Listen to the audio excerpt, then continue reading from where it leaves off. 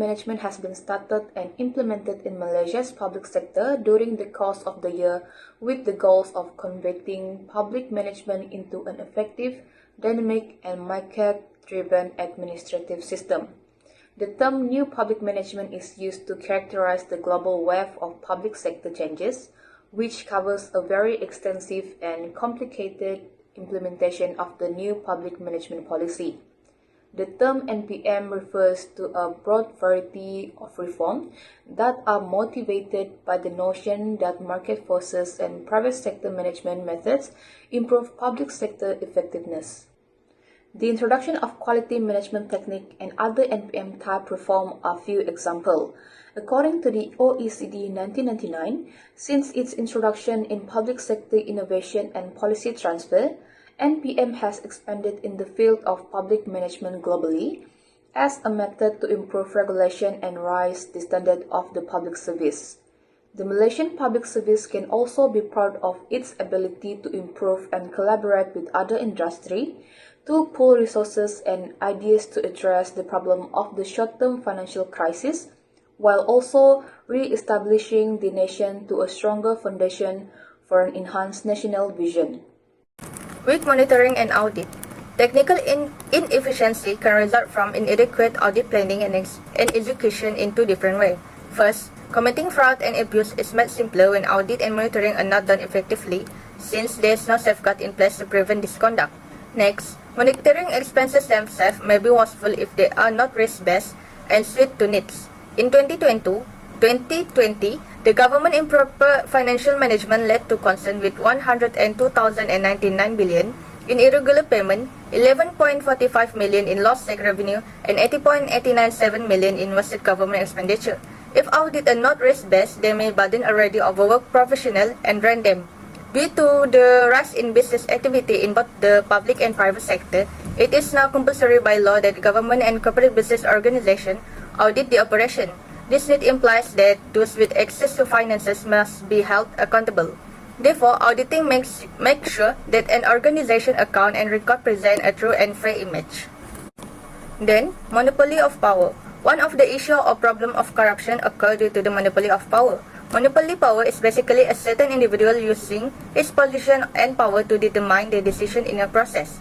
Based on the meaning of monopoly power in Gray-Carr and side-bottom case study, an individual is likely to commit corruption when he is in the situation of having monopoly power over a product or services, and where insufficient accountability measures are in place to hold that individual liable, meaning to say, a person who is in position or has power over something will have chance on committing corruption and use his monopoly power to cover up the wrongdoing from being convicted. In Malaysia context, according to questionnaire conduct in 2019 by the Malaysian Anti-Corruption Commission (MACC), the symptoms of corruption in this country are at alarming level because not only from low-ranking civil servants but even a high-ranking civil servant have also been involved. For instance, in Malaysia, the former Prime Minister Datuk Seri Najib Razak, by using his power, has committed corruption and breach of trust, as several other charges involving corruption have been convicted in court. Based on the case also, former Prime Minister Datuk Seri Najib Razak, who is an individual with an important position and power in the country, to influence various matters beyond the knowledge of the public, has committed the crime of corruption by monopolizing power, which is his ability with the position he has to manipulate various forms of document for the sake of its own importance. Valuation rule of law. Another common problem causing corruption in public management is opposing the rule of law. Rule of law essentially serves as the basis for peaceful, harmonious society, imposing the condition that no one is above the law, including people of authority. In most public management systems across the globe, corruption is one of the many topics triggering the ability of countries to develop accordingly. The Journal of Public Economy suggests that we previously ruled by the British recorded law preserve corruption from the superior justice practices. Thus, the rule of the law acts as a substantial general principle protecting human and property rights and promoting economic stability. This is because through consistent application of rule, we are able to understand and discern the consequence of our action. Therefore, allowing people assess whether the act is not carrying out or otherwise. Lack of trust. Trust is crucial for ensuring the success of a wide range of public policy that depend on behavioral response from the public. For instance, a higher level of public trust encourages better adherence to law, regulation, and the tax system. In the long run, trust is necessary to support government in addressing social issues, including climate change, aging population, and shifting labor market. There are numerous reasons for the increase of dissatisfaction, including the long tail of the global financial crisis, a perception that economic rewards are not being distributed fairly, and growing anxiety about the future job prospect. Moving on to ways to solve this issue. First, we have to limit discretionary power. Generally speaking, discretionary power means to exercise authority within the limits of power delegated. According to Jersey 2018, abuse of discretionary power means an infringement of such requirements, where the body abuses its power when pursuing objectives of the organization. MACC stated that excessive discretion may lead to more corrupt activities and therefore must be limited to an extent so as to safeguard resources from being misused. The way to do so is by executing thorough investigation on where the resources are directed to and having in-depth knowledge on the individuals and parties in charge of the capital. Doing this would help prevent corruption from the root cause, whereby parties misusing their discretionary power can either be punished or have limited discretion in monetary management. Another way to reduce corruption is by increasing transparency. Basically, understanding the institutional framework of government and having enough and relevant information on the decisions made for the good of the public creates an environment of trust and accountability between the people and the governing body. Hence, having effective institutions that are transparent, responsible, and accountable is the greatest method to fight corruption. A good example is, in Malaysia, we have the Performance Management and Delivery Unit, or commonly known as the Pemandu, examining political corruption and making recommendations for amending laws governing political parties, particularly ones related to finances. Here, transparency is taken as a precondition to manage funds and resources and thereby narrowing space for corrupt activities to happen. Several recommendations to combat corruption in financial management is firstly through the existence of non-executive directors on audit committee, because the degree of protection against fraud, misrepresentation, or poor managerial behavior may be indicated by the audit committee's board majority non-executive directors. Beasley 1996 found that compared to match firms with a larger percentage of independent directors, businesses with a much lower level of independent outside directors conduct more financial statement fraud. Both independence and earnings management are inversely correlated according to research by Klein 2002. They were also found to have positive impact from the existence of non-executive in audit committee board on process of financial reporting. Next is through a check and balance. It is a process and belief that every government body has the power to limit and check two bodies, the other to create a balance between the three separate bodies. In the meantime, it is also applied on any financial management because it is ensured that this separation of powers mechanism works well according to the principle of check and balance, as its main key need to be made common in the practice of every financial management. Moreover, it is seen more in its nature, which wants to prevent any form of centralization of power by any organizational body.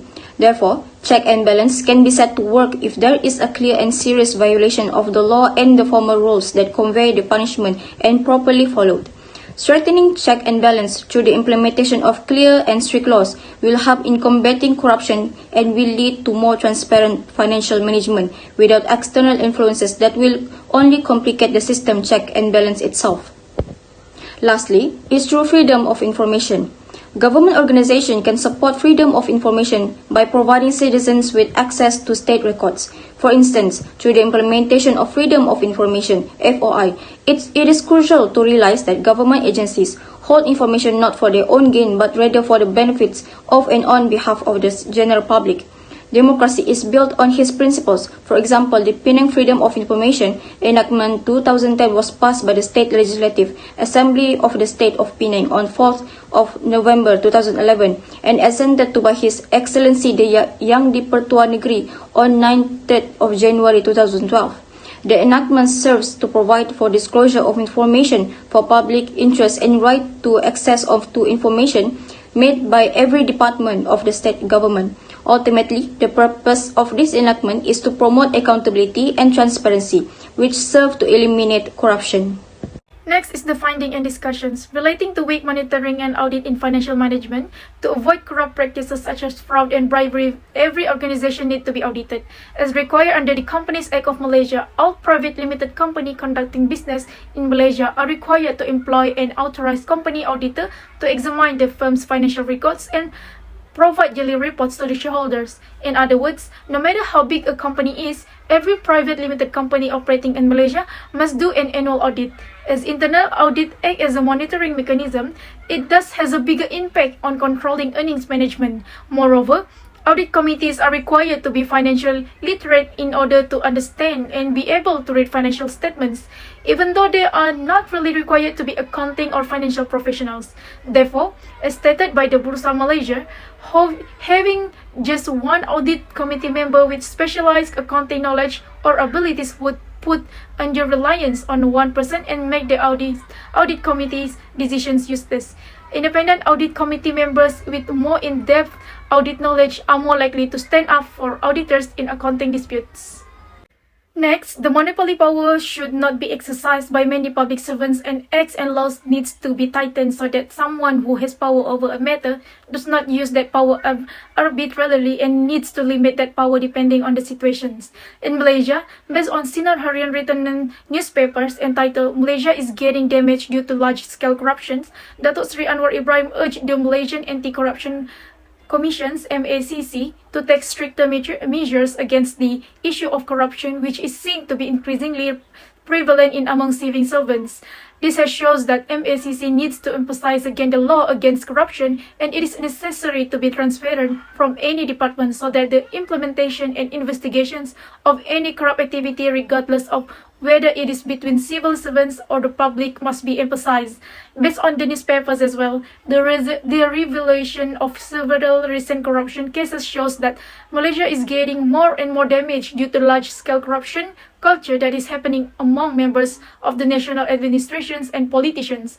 High-profile cases of corruption committed by the elite and the robbery of national leaders have shown that various levels of the country's administrative and management system, the use of power and discretion should be limited from being used inappropriately. Therefore, the high-profile corruption cases shows enough that a management should emphasize the powers given to an individual, and it is necessary to limit the use so that the corruption activities can be reduced or avoided. In conclusion, corruption is a very serious crime and a serious disease that will affect the economy, politics, social, and more. That is why it should be tackled in an ordinary way. A reflection of Malaysia's poor governance in both public and private is because of the occurrence of theft, bribery, fraud, money laundering, as well as lower level of law enforcement. Corruption exists where government, administrative, and private interests collide. Because of this, additional research cannot be limited to administrative corruption alone, but must also take into account political, non-profit, and private sector corruption. Due to better resource allocation to internal audit activities in Malaysia, more instances of fraud are being discovered through methods like routine internal audit. In the 2019 Transparency International Corruption Perception Index, this gauged public sector corruption perception. Malaysia rose 10 places. Not just that, two government initiatives that can be credited to this is NSCP and MSCC in their corporate responsibility for bribery and corruption. This shows Malaysian government effort to significantly improve the ways in which it deals with corruption in the public sector.